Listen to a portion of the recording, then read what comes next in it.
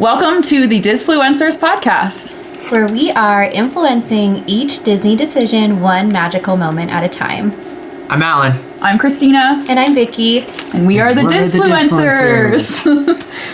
So this podcast is going to be all about lightning lanes, how to book your lightning lanes, way to optimize your lightning lanes, and all the different types of lightning lanes. What's a lightning lane? Yeah, we should talk about what is a lightning lane. That's a good question. That is a good question.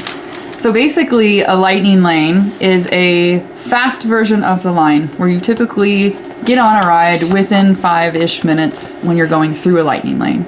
Versus the standby lane is where everybody else waits for the line, and that is when you're looking at like the app, the standby line wait time is what's posted. But lightning lane is typically very quick. Yeah, and this is something that has evolved over time with Disney. They used to offer something called Fast Pass. You actually used to go up to like a little kiosk by the ride and print your Fast Pass when you were in the park, and it was free. Mm-hmm. Again, another RIP. They're just trying to grab more money from us, but we will gladly pay. We will.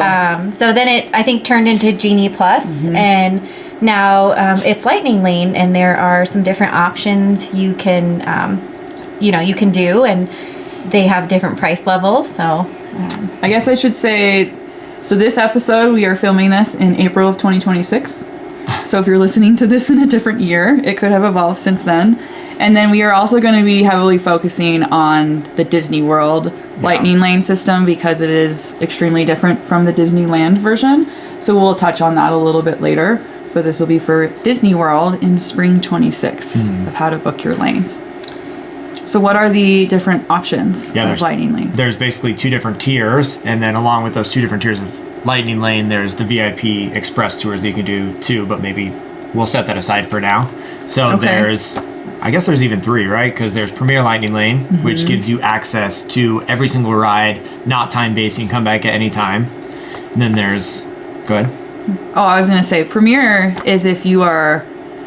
Money is no object to you. So if you're going like one time in your life and you can afford to do it, it's great because you don't have to book lightning lanes on your phone. You get into each ride once throughout the day whenever you want to do it without booking a time. Yeah, it's the option that requires the least amount of planning. It's also the most expensive. For a Magic Kingdom, peak day Magic Kingdom, you're going to pay $450 a person for Lightning Lane for that day. So if you have a family of 4, we're looking at like $1,800 on top of park tickets to skip all the lines. Yeah, but it is different depending on what park you go to. Animal Kingdom, I believe, is the cheapest. I think I've seen it for like $170 a person a day. So you are going to be paying that premium. Definitely at Magic Kingdom. Hollywood Studios is another one. But it is really convenient from what we've heard. We had friends that did it, and they, were able to just do things on their own time, and it was really nice for them. So it's definitely on our bucket list to do it at least at some point. That's how I would really like to experience the park, because with the standard lightning lane, you're booking different attractions, you're jumping around, they're usually not next to each other, the times are different. So with the Premier, the big advantage is, you can start one land in the park, go through it, move at your own pace, and come back to the rides anytime you want. I think there's no argument that it's fantastic. I think the big con is it's like $300 to $400 a person. Which is obviously not affordable for most families that are going to Disney World. But again, if you're like, this is our once in a lifetime trip and we're not going to go back, that might be something you look into with your budget, because I think that would actually be the most enjoyable way to experience the parks. But you can still knock out a lot of rides with the Lightning Lane Multi-Pass. Yes. Lightning Lane Multi-Pass is what our family typically buys for most parks every time we go, simply because you're paying a much smaller price point, usually around, depending on the park in the day, $20 to $35 a person, to not wait in any long lines. Yeah, and with the multi-pass, it allows you to book up to 3 lightning lanes in advance, 7 days in advance if you're staying on property, 3 days in advance if you're staying off property. And basically it's tiered, so you'll have some rides that are in a tier 1 category. These are very popular rides. This is Tiana's Bayou Adventure, which was Splash Mountain. This is Peter Pan at Magic Kingdom.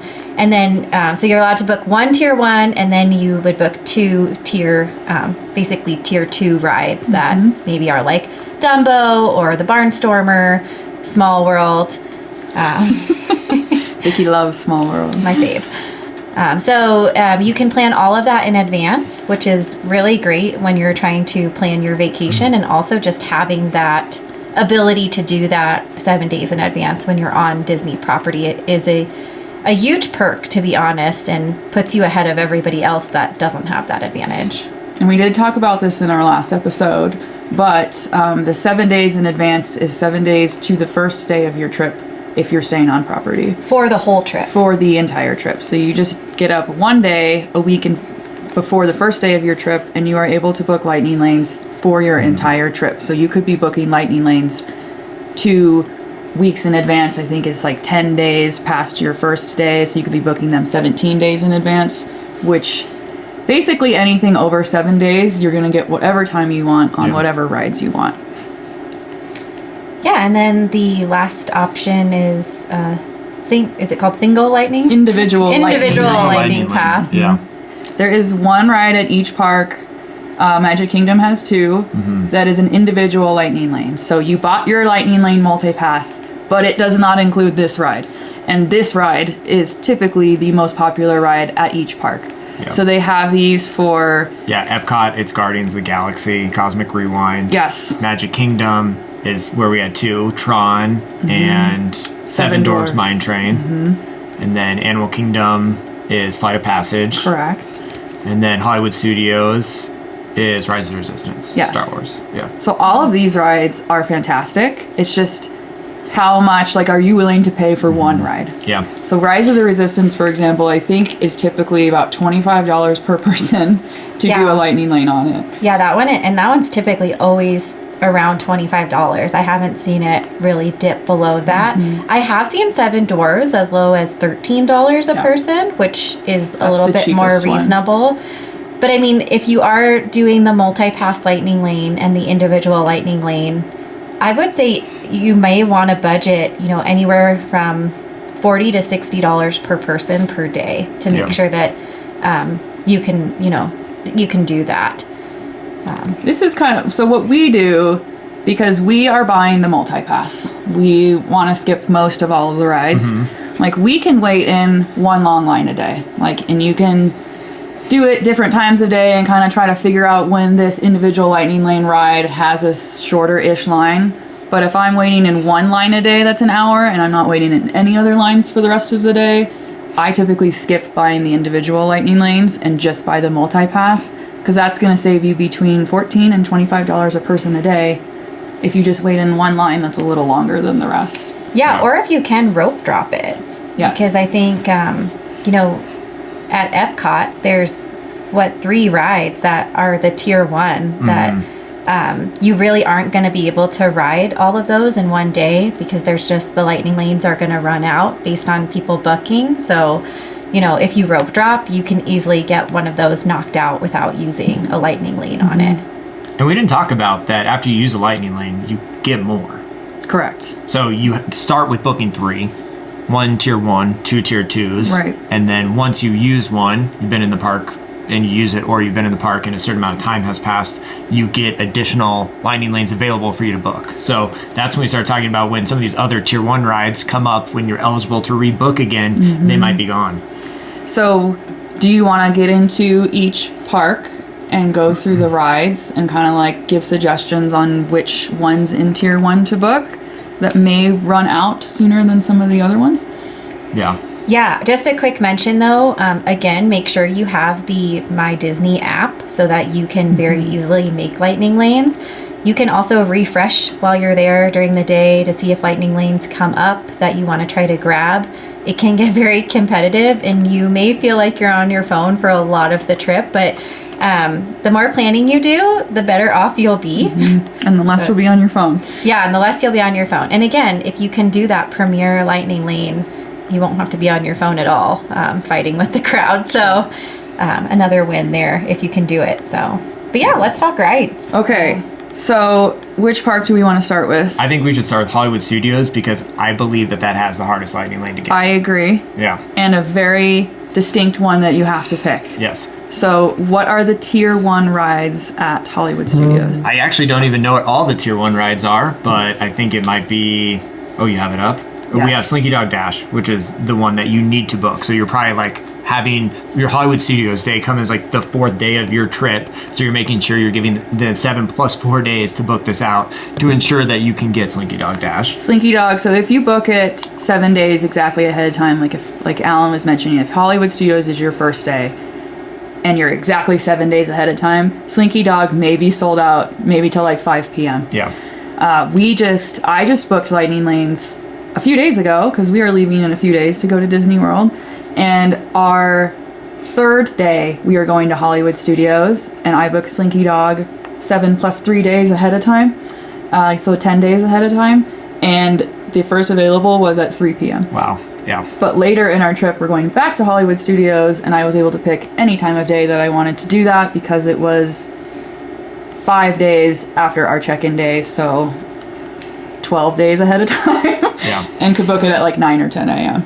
Yeah, and I think that's worth noting. Try to get one of your lightning lanes very early in the day, because the sooner you clock in for that, the sooner you can book another one.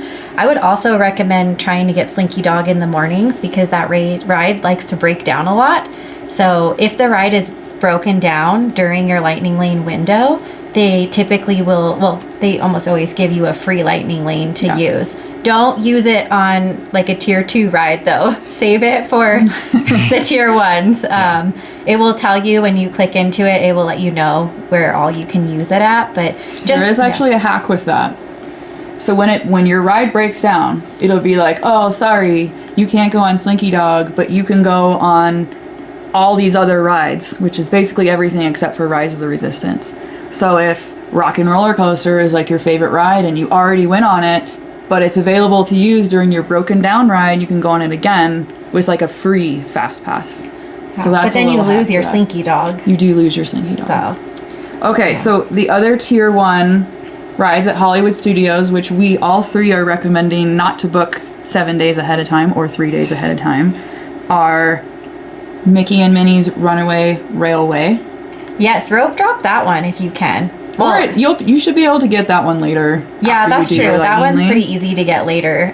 That's a good point. And then what else? And then there's Rock and Roller Coaster, formerly Aerosmith, soon to be Muppets. Yeah. That you should again be able to book later in the day. And then there's one more. That's a tier 1. Is it Tower of Terror? No.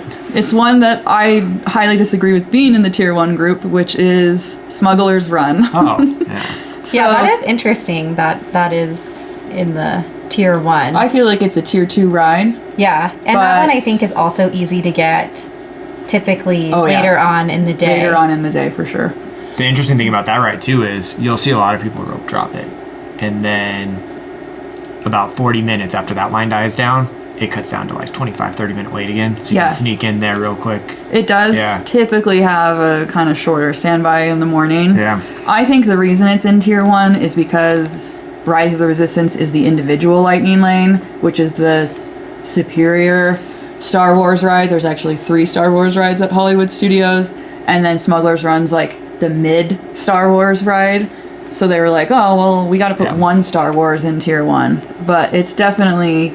Do not book that as your tier 1 in advance. You will be able to get that throughout the day when you are there. Is that the one that has like 200 different storylines and then you can also be the rebel spy? No. So you're combining 2 different things, but yeah. Oh. So with Star Tours and Smuggler's Run, there are multiple storylines in all of them. Correct. So maybe that's why it is in that tier, because people want to get all the different storylines. Yeah. So Smuggler's Run is the one where you're either a pilot, a gunner, or an engineer. Oh, where you can unlock Chewie mode. Yeah. Have you guys heard about this? No. I guess it's really hard. Everybody has to be doing their part. Oh. Do not let your kids be the pilots if they're young. Well, you kind of have to sometimes because smaller kids have to be in front of you. So if there's only 4 of you on the ride, since there's 6 per ride, if it's you and them, they're the pilots. Like they can't sit behind you. Oh but my what was gosh. nice is when we brought Grandma and Grandpa, we got to do grandma and grandpa pilot. Kids were gunners, which is perfect because they just have to push a button, and then we were engineers in the back. Yeah. But yeah, if you don't have a total of 6, the kids have to be in front of you. They can't sit behind you. Okay, that's good to know. I didn't know that. They'll tell you that when you're there. But yeah, the kids being pilots does make me a little sick. So it's a 3D ride, so I kind of have to like So it's a rough one. look away. Anyway, so I mean, we're all in agreement. Slinky Dog, you have to book that in advance. It's better to plan Hollywood Studios more towards the end of your trip so you can ensure to get Slinky Dog, unless you want to wait in like an hour plus line for Slinky Dog. Yeah. And then all of the tier 2 rides at Hollywood Studios, there's lots of shows, and then there's a few rides in tier 2. Yeah, definitely don't book a show as a lightning lane. You almost always will get in without a lightning lane. You can if you have, you've done everything you want to do and that's what's available. But I think our faves are usually doing Alien Swirling Saucers, which is in Toy Story Land, and then Toy Story Mania, which is, like a shooting game. But there are a few other rides Tower of too. Terror is a tier 2. Oh, that is a good one too, yeah. And a thing with tier 2, with Toy Story Mania, which is again like a game, or a game ride, which is super fun, that I highly recommend being one of the 2 that you book in advance, because that one sells out as well. That's a good point. We missed also talking about Rock and Roller Coaster for tier 1. We said it. We did say it? Yeah. Oh, we just didn't touch on it?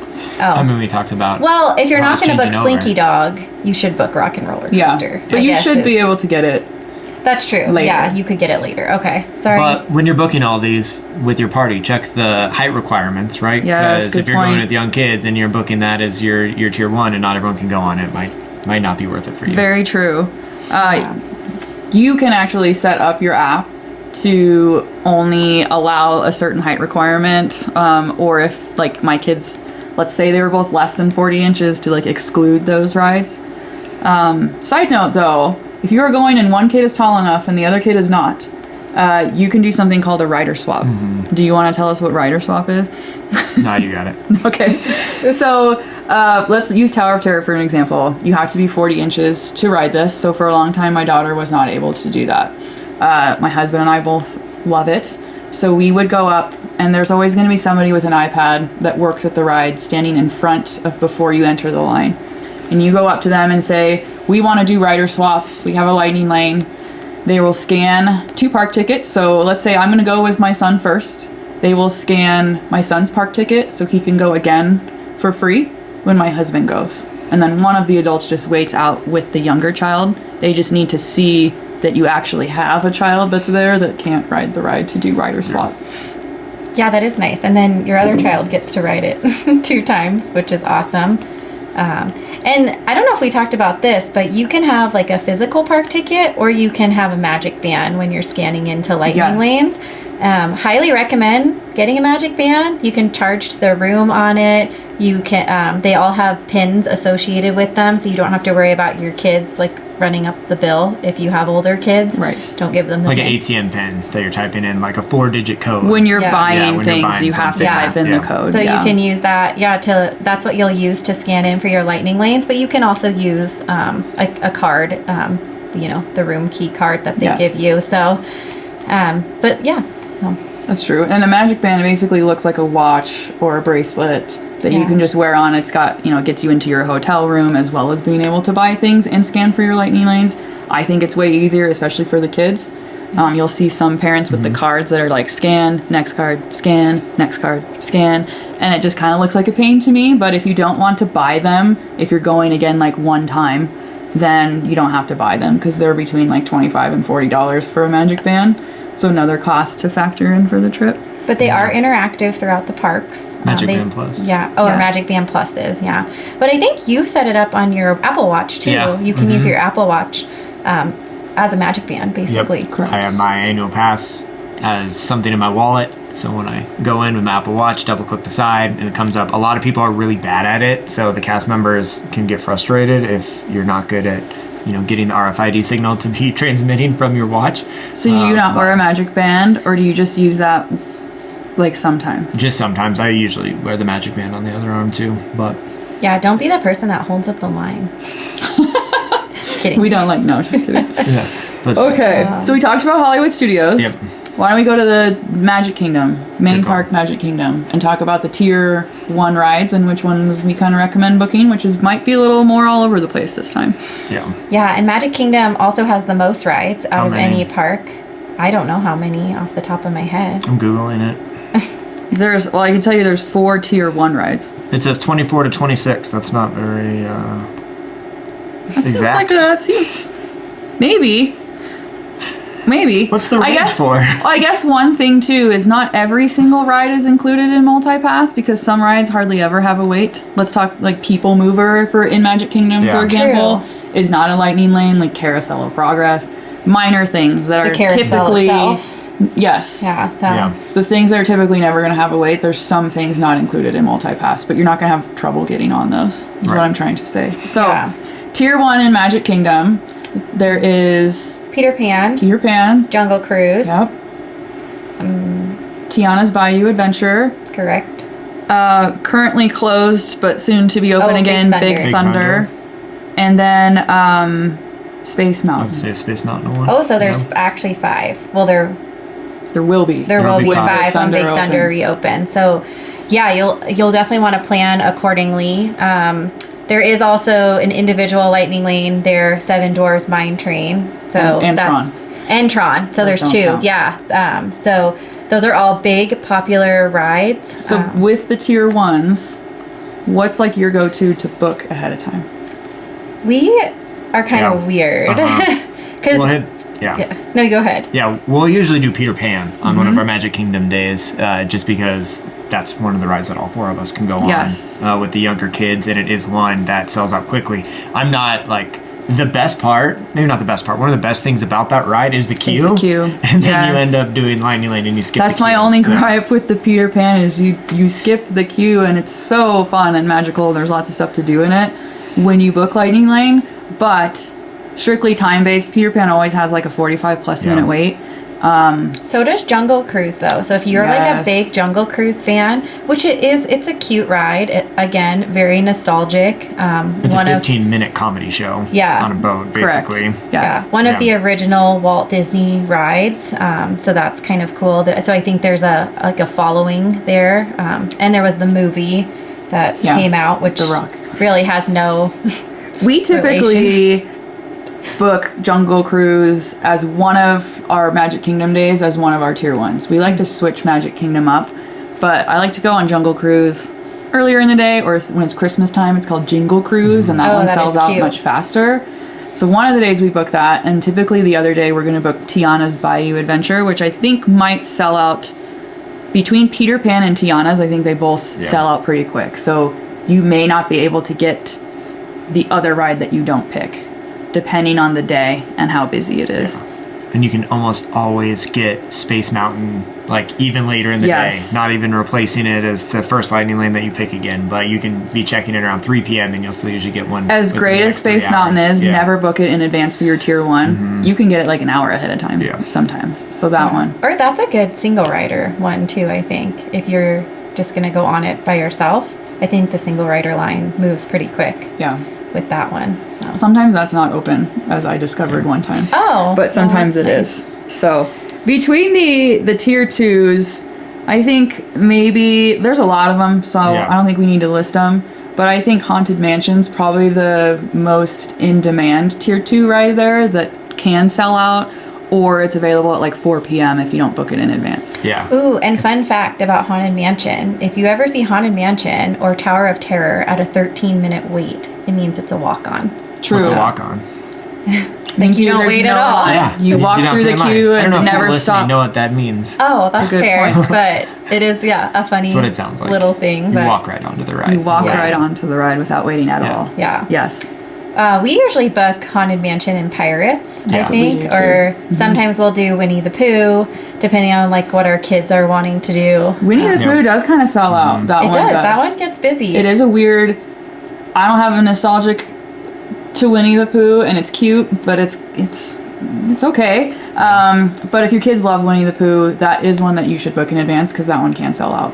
I think that my like biggest Magic Kingdom tip on the Lightning Lanes is whatever your last ride that you're booking, your last tier 2, the 3 of them, you just pick the earliest time, use it as your burner, so you get in the park, go on that ride, and then you can immediately book something else. That is a great hack. Yeah. You can book like Ariel's ride or Dumbo at like 9 a.m. and then be able to book another lightning lane right away for like Space Mountain or Peter Pan, for example. And then rides and shows that really would never do a lightning lane for are like Filler Magic, super cute show, Monsters Inc. Laughable, another funny show, and then probably like Barnstormer, Dumbo, most of the rides in Fantasyland, you usually don't need a lightning lane. But Barnstormer can get, a little bit. Or, I mean, typically, if you're using another lightning lane, you can like book the lightning lane and then use it immediately on Barnstormer. That's true. So let's say it's noon and you have a free lightning lane to book. You can probably get like a 12:05 Dumbo or Barnstormer and then just use it, book another one. So those ones are easy last grabs. The shows, same thing at Hollywood Studios. Like, unless you're there really early, the lightning lane goes in first and you get the pick of like the front row seats. But unless you're there early, you're going to sit in the back, whether you're walking in through the lightning lane or the regular entrance. So I would only use that if it's like a super busy day or I used all my other lightning lanes and have nothing else to book. But in general, they don't really get you that much more at a show. Yep. Yeah. Agree. So all right. we move on? Yeah. Let's hop to Epcot. Epcot. Yeah. What's the Epcot strategy? Epcot, it's basically, you kind of got to pick one of the 2 tier 1s and you're probably not going to get the other one. That's the one point. of the 3 There's now. 3. 3, yeah. Yes, but there's 2 that... Well, now there's 3. Like, since they reopened Test Track, I think it's really hard to, even after you go on the first one. Oh, Test Track's in there. Yeah, because Test Track. So the 3 are Remy, Frozen, Remy's Ratatouille Adventure over in France, Frozen in Norway, and Test Track. This says Soarin' around the world. Is Soarin' a tier 1 or a tier 2 now? Soaring is a tier 1? That's what this little thing says. I would never prioritize Soarin' as a tier 1. Super cool ride. Definitely should do it, but do not pick that as your tier 1. That was one, we were just there for spring break where it's super busy and we were still grabbing that at the end of the day as the lightning lane. Yeah, that's always going to be available. Yeah. So I think the big debate is, do you want to do Frozen, Remy, or Test Track? And they're all great rides. Test Track redone is amazing, like an incredible ride, and I think that's probably the hottest one right now, at least from what we experienced when we were there in March. Like, the ride was harder to book than Frozen or Remy. Yeah, like you were looking at like 2 to 3 hour waits for Test Track. Oh, jeez. Yeah. So, but if you can rope drop one of those rides, get it out of the way. Yeah.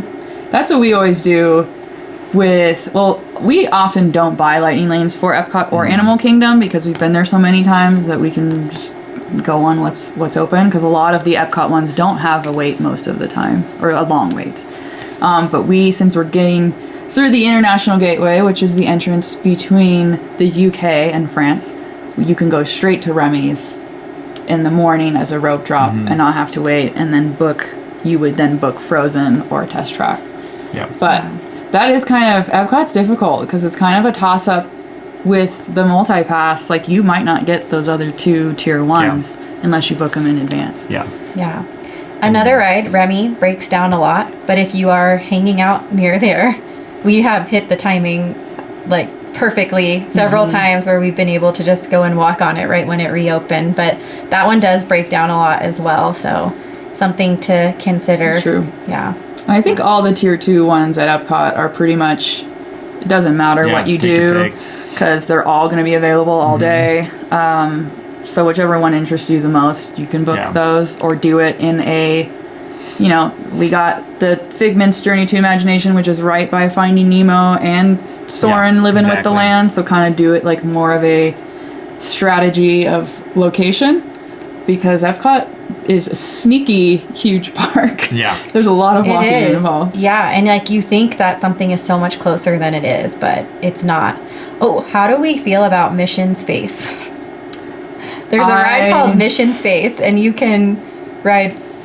There's 2 different versions of it. Orange and green. I don't know. Yeah, that sounds right. Earth green and Mars orange, I think is what it is. Yeah, orange is the more intense version. Yes. It is. This ride ruined my vacation one time. So it basically has lots of magnets, and you spin around really fast, but you're looking at like you're going on Mars, and you're like. It's like you're in a spaceship. Correct. Like you're right? going and you're into in a cockpit, space. Yeah. And you are. If you are susceptible Launching. to motion sickness or vertigo, it can destroy your trip. If you're not, it can still destroy your trip. So if you're going to go on it, go on the Earth side. I heard it's not as bad. I've actually never been on it because I went on Mars and it just ruined everything. So highly discourage mission space. Yeah. I heard they used like real live astronauts to test it out to see like how authentic it is, and I would not make it as an astronaut. no way. Things I never want to do. Go to space. No thanks. But Yeah, something to Google after this is the technology of that ride. Is that similar to what they train the astronauts in? yeah. Yes. I don't know. So if you think you can handle it, good luck. But I can't. So that's an interesting ride. So Epcot, you guys typically aren't spending the money to buy it. We are not, just because again we go a lot. Yeah. So we can kind of try to hit Remy and Frozen and Test Track when there's a limited line, or just commit to waiting in both of those long lines, or those 3 long lines. One thing that we do, depending on the time of year we go, is buy the individual lightning lane for Guardians, which is one of the only individual lightning lanes that we buy. But I've seen it between like $14 and $20. It's depending on the time of year. 22 maybe. Yeah, I don't know how closely we touched on that, but the individual lightning lanes and the multi-pass, they're not mutually exclusive. Like you can just buy the individual lightning lane and not have to buy the Premier, the multi-lane. And then the thing about the Premier Pass, the super expensive one, those do include the individual lightning lane rides. They include everything. So. Right. That is a nice Another perk for the rich. Okay, so we have one park left. Yeah. Animal Kingdom. And they don't have tiers. They do not have tiers. They're the only park that does not have tiers. So their individual lightning lane, again, is Avatar's Flight of Passage, which will not be included in your multi-pass. And that is like another 3D ride where you are riding a Banshee. Not my fave, but I've heard I have been on it before. Fave. I think it's It is great. a very cool ride, especially for anyone that likes that type of experience. So some of the other rides they have are the Safari, Cali River Rapids, which is a rafting water ride. Navi River Journey. Yeah. The River Rapids. Not my favorite. No, we haven't If you're gonna been on it go- with our kids yet. If you're gonna go, I would recommend wearing a poncho, Or go because on you it, get soaked. Unless it's like 100 90, degrees yeah. and you want to cool off, but you get soaked, and it's okay. It's okay, but it's fine. Newest addition there is the Zootopia show, which took over It's a Bug's Life. So very cute show. I think that needed a refurb, which was, they did a good job with that.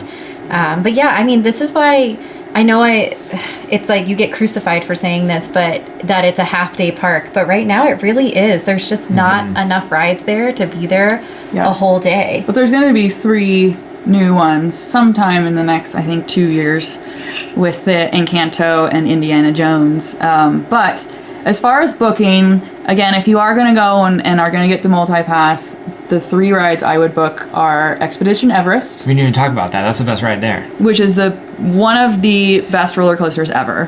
Why is it your favorite Why? from that park? I don't know. Why do you love it so much? I Tell love them. It's just so much fun. Yes, It's I just agree. like It's a great roller That ride coaster. scares me. I It's don't not like scary. it at It's all. just fun.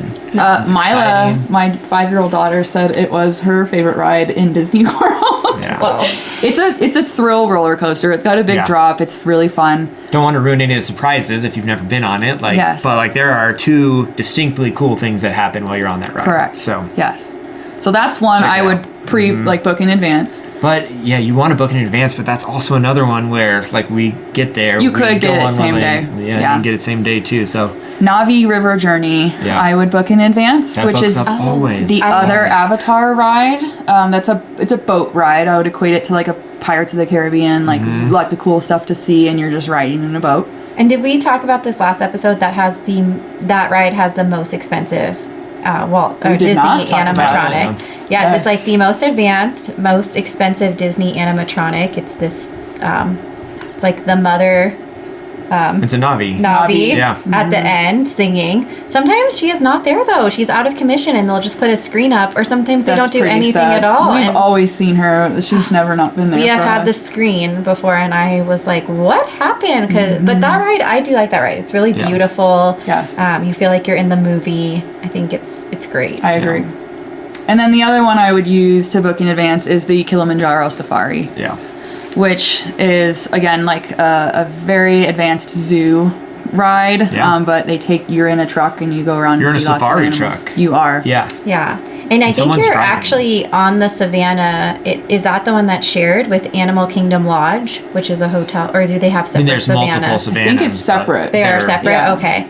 Yeah, it is. It's amazing to see the animals in their own settings. Do book that one early if you do. Make it your earliest lightning lane because they are most active in the mornings, but it is really, really incredible. So. And they don't stop for you if you fall out of the truck, by the way. So They do stop for the animals though. they will, yeah. But like Yeah. if you fall out of the truck, specifically near the crocodiles, they will not wait for you. So Bummer. is what we learned. Yeah. So, you know, just stay in the truck. Is that fact checked? Like, that's That's terrifying. what they said. That's what I was reading, that the cast members are trained to just drive off. Really? That's Because there is just no There's just no saving way you that's true. at that point.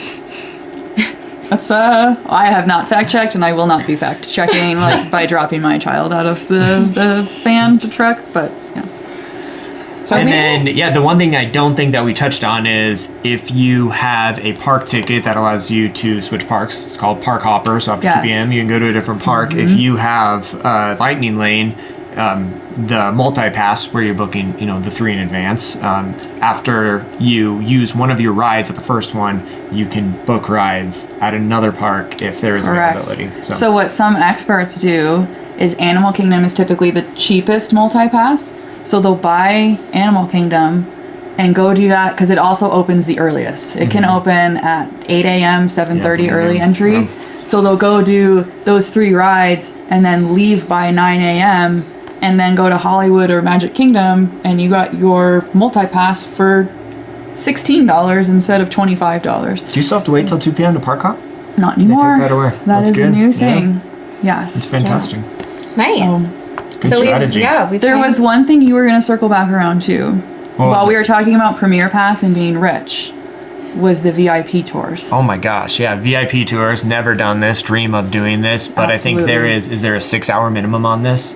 So you get a VIP Tour guide. tour guide, and you have access to multiple parks, every single ride, advanced planning. It's a minimum of 6 hours. I think you'd have up to 12 people in your group, It's 10.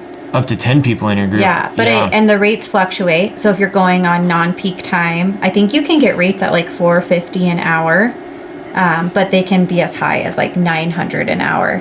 Again, don't quote me, going off memory So here. something like if you have the money to book Premier Pass and you have a big group of like 6 to 10 people, it may even be better to do a The VIP VIP. tour because you're not going to be waiting in any lines. You do Lightning Lane or like some backdoor entrances to rides that are like secret and only seen on the VIP tours. Typically you see like celebrities doing these, right? Like if a celebrity's in a park, they're probably on a VIP tour or just rich people. Yeah. Our friends, the Manharas, shout out. Oh yeah. Kayla and Albert. You can also utilize park to park too. So if there's Correct. a couple Yeah. rides you want to hit at Magic Kingdom and then you want to hop over to Hollywood Studios, they'll drive you over there. So yeah, definitely a nice They perk. also get you like waters and snacks, like Mickey bars and popcorn that they'll go fetch for you while you're on a ride. They will stay with your kids that Yeah. are too small or push the strollers for you. So again, another if you can afford it. Yeah, that's a bucket list. Yes. I think we're gonna hit Big Jim up for one of those, Nice, Dad? nice. Put it on the company card. You put it on your Exactly. taxes. And there's merchandise that's exclusive for you to buy if you do one of those tours. And then Oh. I also think when you're going park to park, it's private transportation. Your VIP cast member Oh wow, okay. takes you. Yeah. That is And Well, I was just saying, make sure you tip your VIP cast member because I guess that's like a whole thing of contention in the Disney universe. And I actually do think you should be tipping them if you they're can spending, afford to book a VIP tour, you should be able to afford to Yeah. tip the cast member. for sure. Yeah. Sorry, Yeah. interrupting. My hot take on that, and just tipping in general, is like we live in a society where I think that there are pretty high expectations on everyone. Let's just pay everyone their value, like, and take the awkwardness out of it. Yeah. Or like just automatically include it, 18% gratuity, right? Whatever it is. And then the second piece was with the VIP tour, you can go on the same ride multiple times. Correct. Right? So with your Premier Lightning Lane, you can only go on that ride once. Yeah. So if you love Guardians, you want to go on it 6 times. You can do that. I saw a big group outside of Expedition Everest at Animal Kingdom, and half of the people, maybe a little older or younger, were waiting outside. And they came back, and he's like, all right, who wants to go on it again? And half the group was like, I do. And they just walk right on it. That's so cool. So it's definitely very cool, very expensive, but another very cool option. Yeah. I think that wraps up Lightning Lanes. Yes. So should we jump into our segments at the end of the show? Yeah. All right. Blind ranking. Yeah. All right, Alan, you want to go? I'm going. You're doing it this time? Yep. I'm going to do hotels. Top 5? Top 5. Are we doing like value, moderate, and deluxe all included in one? I don't know. It's going to be random. Okay. Be prepared for everything. Yeah. All right. That's what you're giving me. Your first one, Polynesian. Oh, man, 4. 4? You don't like Polynesian? I'm not a poly. Love the poly. I don't love poly. I don't know. We were talking about our favorite forms of transportation. I am one of the people that is not a fan of the monorail. Yeah. I think the monorail is something that's like cool the first time you do it, but gets very annoying when you're trying to get to Epcot from the monorail. You have to go to the ticket and transportation, get on a different monorail, go around. It takes forever. The one thing that's nice about the monorail is you do not have to fold up your strollers, including your double strollers, which you have to fold up on the Skyliner. Nice. But otherwise, I agree that the monorail is not my favorite form of transportation, especially to Epcot from a monorail resort. Yeah. And then, Poly, last time I was there, they still had carpet in the rooms, and that's pretty gross with the Florida humidity. But I think they have a great pool, a great view of the Magic Kingdom, very Hawaiian Trader theme. Sam's. And they have, Trader Sam's and grotto. And a new tower. And a new tower with the Wailulu bar you can eat at. It's a beautiful resort. You can watch fireworks on the beach. So yeah, that might be another thing that, as a DVC member 7 months out trying to get the new Poly Tower, very, very difficult. So maybe that's why it's pushing it further down my list. But. Okay. Coronado Springs. Oh man, I actually love Coronado Springs, but I don't know what else is on this list, so I'm going to put it 3. They have a Grandestino Tower. It's amazing. It's not spread out. Like, this is a large resort that where, typically it is spread out with these different buildings. The Grandestino Tower is right in the middle of everything, and there is so much to do at Coronado Springs. Yeah, we're going to put it at 3. Port Orleans Riverside. All right, we're just moving on up. Port Orleans Earth. This one's so tough, though, because, they just changed our favorite room. They did. They just renovated the royal guest rooms, and they do not look as royal anymore. I'm sorry. It's beautiful, but... I would say without having stayed there before, the rooms are beautiful, and probably in comparison with any deluxe resort. They do look nice, But it is definitely a change from what you're used to. Yeah, so we're gonna put it at 2, but all right, let's see how it goes. Not loving my list so far. Grand Floridian. Are you gonna do this to me? Are you gonna come with Riviera here too? She might not. Oh my gosh, you're gonna be mean. I'm gonna put GF number 1 on this list. One of our home resorts and walking distance to Magic Kingdom, which is the best park to go to with kids. Great food. Kids. So gorgeous.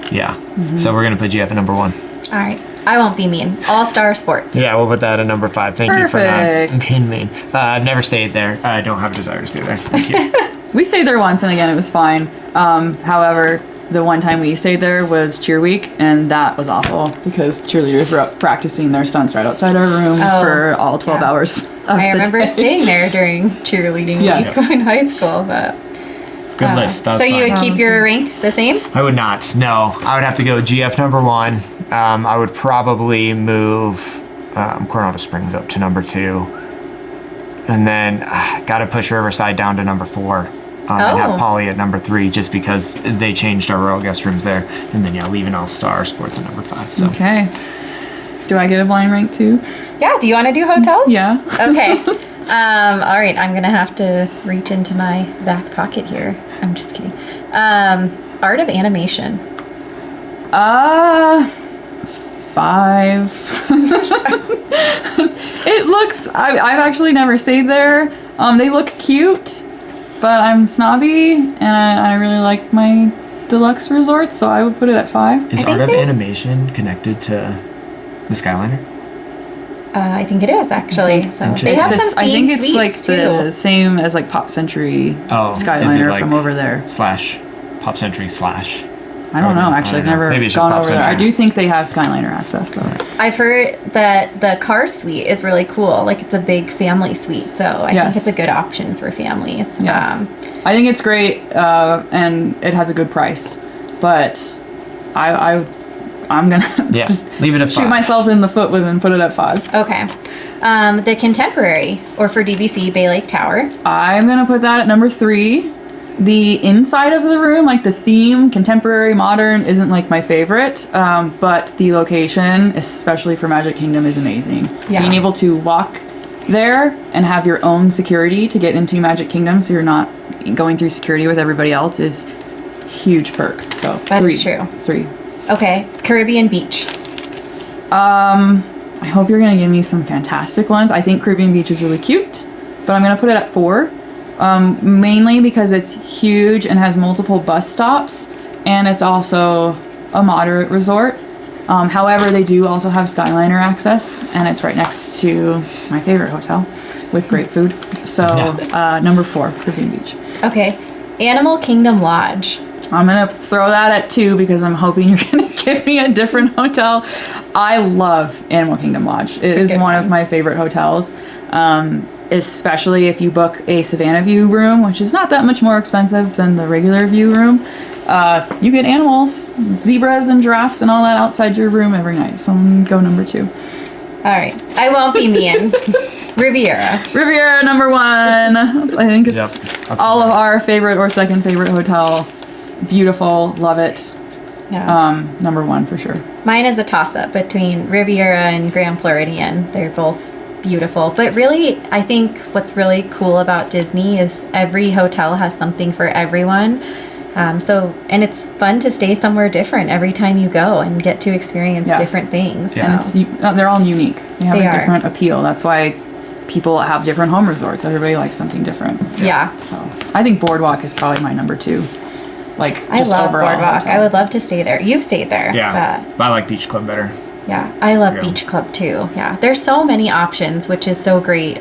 So many different options for different, budgets, different families. They have some 3-bedroom grand villas at some of these hotels that are spectacular. We've had the privilege of getting to see some of the models. Look at them. I was like, when did you stay there? We have stayed, we have stayed in a 2-bedroom at Riviera. It was, again, fantastic. We are going to be staying in a 2-bedroom at Saratoga Springs. So, and something to note with the rooms, if you have a 1-bedroom or higher, you get a washer dryer in the room. So with all the rooms or with DVC? Oh, sorry. I think that's with DVC. Yeah. But I don't know. We should fact check that. You will. Maybe you get it. I know the answer. Maybe when our upcoming episodes with the hotels and a breakdown, we'll have that answer for you guys. Yeah. Speaking of incorrect answers, if you listen to our first podcast, we were talking about this ice cream shop that gives you ice cream with espresso or sorbet with Prosecco, and I totally botched the name. It's Vivoli Il Gelato, and it is across from Boathouse and next to Wine Bar George. So okay. Calling myself out on that one. To try. If you listen to our first episode, that was what I completely botched and then since remembered, so that's the name of that one. Yeah. So all right. Are you going to round us out with Disnews? Disnews. So it is the end of April 2026. They just announced a lot that's going to be opening in Hollywood Studios on May 26th, 2026. So they have Rock and Roller Coaster, now The Muppets, starring The Muppets, which is opening that day. And they have their whole new courtyard, Walt Disney Studios the courtyard, I think it is now. It's replacing the Star Wars Launch Bay. Yeah. And they have a new Mickey Jr. Clubhouse show that's also opening. So that's a big And piece is that of replacing Disney's. the Disney Junior dance party? I don't know if they're going to be both or it's going to replace or they're going to alternate. I'm not sure. I think it is replacing it. I thought I read it's outside. Maybe that's wrong, but yeah. Maybe they're keeping both and doing that. We're doing very good at educating people on Not the great, news. but all those things are opening, and that is exciting for Disney. Yes, and also we need to talk about, so at Launch Bay, you used to be able to meet Darth Vader, Chewie, and BB-8, but you can now find them Next to the Star Tours Yeah. ride, where typically Darth Vader is going to be at the Star Tours, right? Yes. And Typically then- there's a very short line, so they have this extra like overflow line space that's shaded that now you can meet Darth Vader there. Yeah. And Chewie is more in Star Wars land because he Yeah. fits in with that newer timeline. We've seen Correct. him walking around before, Chewie. Yeah. Yes. And also Mandalorian, and Grogu. You can find them walking around sometimes, which is really cool. Ray walks around. Ray Oh, yeah. walks around a lot. Yeah. So does Kylo Ren and Stormtroopers. Yeah. Yeah, and it's really more. That's a really interesting character experience because you really aren't supposed to like go up to them and ask for pictures.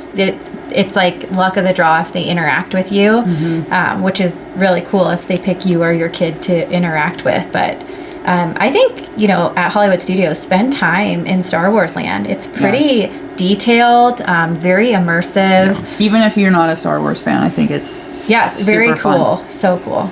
So very last thing, do you want to pick a ride and we tell you how long we would wait for it without a lightning lane in the Yes. standby lane only? Yes. Let's pick a ride. And it's going to be the People Mover. The People Mover. People Mover. Oh, and I would wait 20 minutes for the People Mover. I think I would wait 30 only because our daughter loves the People Mover, and it is like, again, nostalgic, great, great. calm, cooling ride if it's a hot day. It is a little bit of a rough line though, because sometimes you're That's in why the I sun. would wait shorter, because Yeah. the line is outside in the sun. But typically it's not much longer than 20 minutes, so Yeah, it's I do usually think not. it is worth waiting for. Yeah, and What a lot about of you? people, I think about 20, 25 minutes probably. A lot of people will say, go on it right when the fireworks are going off. Yes. And I have tried that before. And I mean, it's very cool for about 10 seconds while you can see the fireworks. The 2 times that you're close to the castle outside. Yeah. Yeah. So maybe try it once, but yeah, I don't know if I would go back for that one exactly. Oh, yeah. It's nice during the day because it's all shaded. Well, I think that wraps up our Lightning Lane podcast. Yes. If you're not already, follow us on socials at the DIS-fluencers on Instagram, TikTok, and YouTube. And you can also listen to us on Spotify. Yeah. And that's it. Yeah. Thanks for hanging out. Thanks for joining Thank you. us. Bye, guys. Bye.